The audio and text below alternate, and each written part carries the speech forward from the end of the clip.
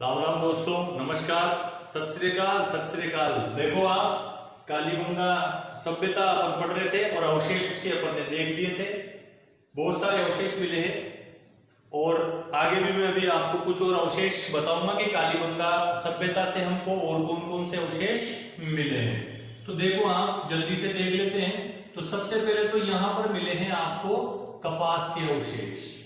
कपास के अवशेष मिले हैं, कपास के अवशेष मिले हैं यहाँ पर। यहाँ इसका मतलब यह है कि सिंधु घाटी सभ्यता के लोग कपास से बने हुए वस्त्रों का उपयोग करते थे। और इसके अलावा देखना यहाँ पर एक मृद पात्र मिला है जिस पर क्या है, मिट्टी का एक बर्तन है, उस पर सूती कपड़े की छाप मिली हुई है। तो इसका मतलब यह है कि यहाँ पर न केवल कालीबंगा में बल्कि पूरी सिंधु घाटी सभ्यता में कपास का उपयोग होता था। और कपास को यूनानी भाषा में सिंडेन कहा जाता था। ये भी आप ध्यान में रखना, आया हुआ क्वेश्चन है कि सिंडेन किसको कहा जाता है। तो सिंडेन कहा जाता है किसको, कपास को, यूनानी भाषा में। ठीक, तो कपास के अवशेष मिले हैं। इसके अलावा यहां से मिले हैं भूकंप के अवशेष। ये लो साहब, भूकंप के अवशेष, भूकंप के अवशेष मिले हैं। इसका सीधा सा मतलब ये है कि कालीबंगा में भूकंप आया होगा और उससे ये सभ्यता नष्ट हो गई और समय ने इसको जमीन के नीचे दबा दिया। ठीक, तो भूकंप के अवशेष यहां से मिले हैं।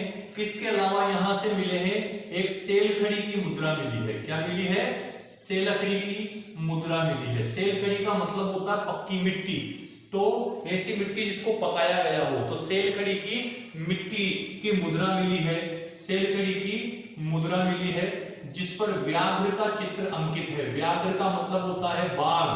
तो ये प्रश्न कई बार आ चुका है, व्याघ्र का चित्र अंकित है, किसका चित्र नहीं है, ये प्रश्न आया हुआ है।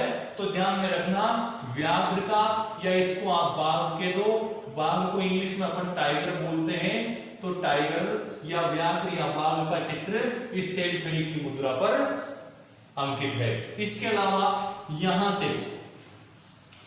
से एक सूती वस्त्र की, है ना, एक बर्तन पर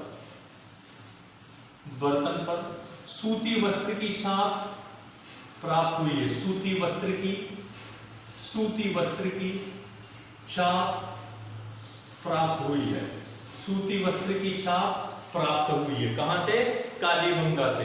कालीबंगा से सूती वस्त्र की छाप प्राप्त हुई है। इसके अलावा अपन आगे बात करते हैं। देखो आप यहां पर जो नगर मिला है, कालीबंगा जो नगर मिला है सिंधु घाटी सभ्यता के अंतर्गत, कालीबंगा नगर में एक तो राजभवन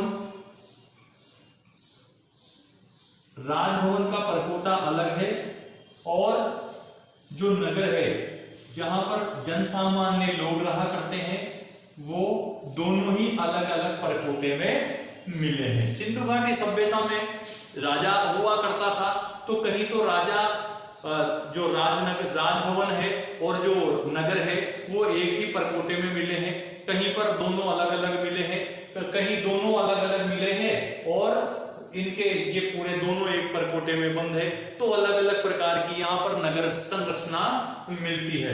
लेकिन अपन बात कर रहे हैं कालीबंगा की, तो कालीबंगा की जो सभ्यता है उसमें राजभवन और जो नगर है वो दोनों अलग अलग परकोटे में प्राप्त हुए हैं। इसके अलावा यहां से प्राप्त हुई है अंडाकार कब्रें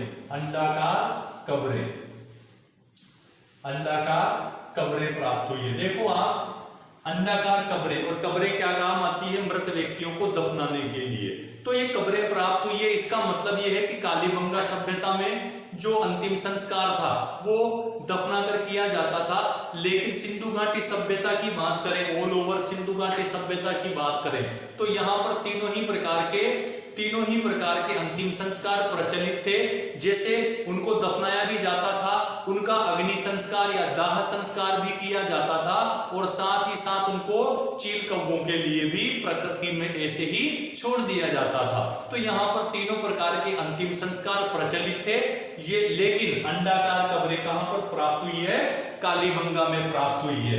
और अगर अपन आगे बात करें इन अंडाकार कब्रों में युग्म शवाधान, मैंने आपको पहले ही बता दिया कि यहां पर युग्म शवाधान प्राप्त हुआ है, युग्म शवाधान। ठीक ये बात है किसकी, कालीबंगा की। कालीबंगा की अपन बात करें तो देखना मैं इसको मिटा दूं, ये थोड़ा सा आप इसका स्क्रीनशॉट भी अगर लेना चाहो तो ले लिया करो, कॉपी पेन लेकर के बैठा करो। कॉपी पेन से क्या होता है, आप नोट्स बनाते चलते हो तो इन फ्यूचर आप उसको देख सकते हो, आप अपने रजिस्टर में उसको नोट डाउन कर सकते हो। नोट डाउन किया हुआ, आपके खुद के द्वारा नोट डाउन किया हुआ आपको बढ़िया समझ में आता है तो आप कॉपी पेन लेकर के बैठा करो हमेशा। ठीक, मिटा देता हूं मैं फिलहाल इसको, ये लो साहब।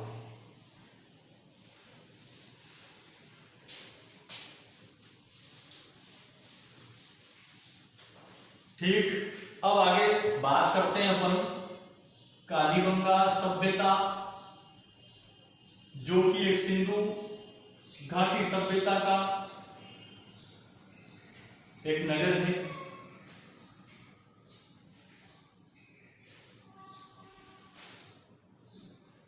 ठीक,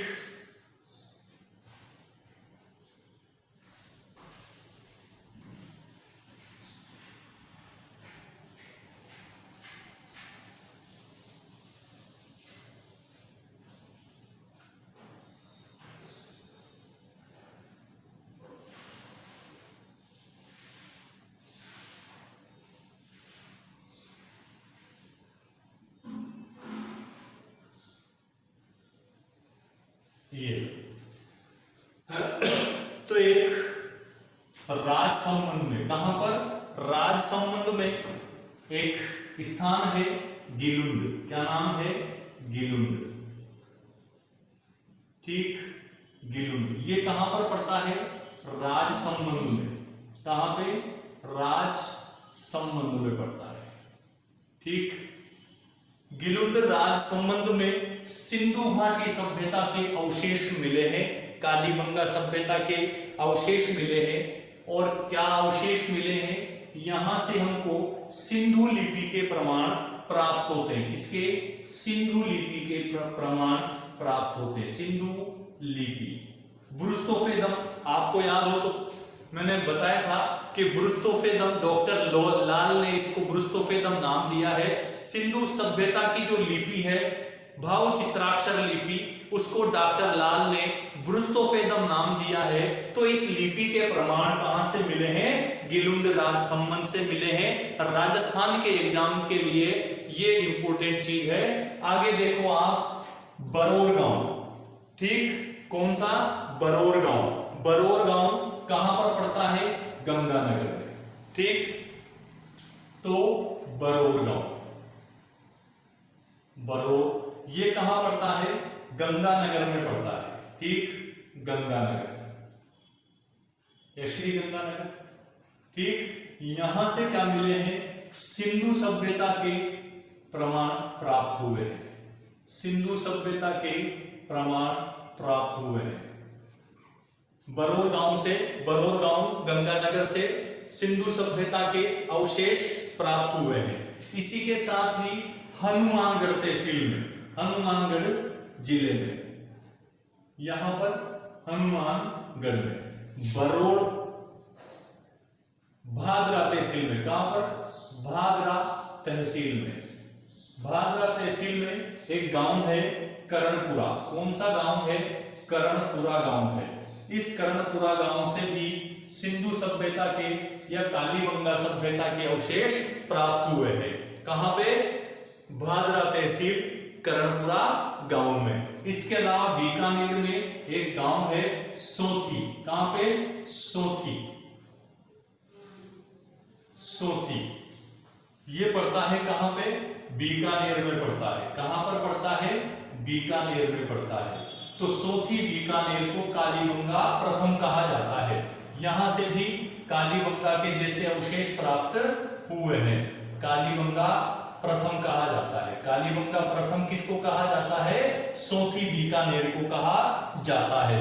इसके अलावा हनुमानगढ़ में ही एक जगह है पीलीबंगा।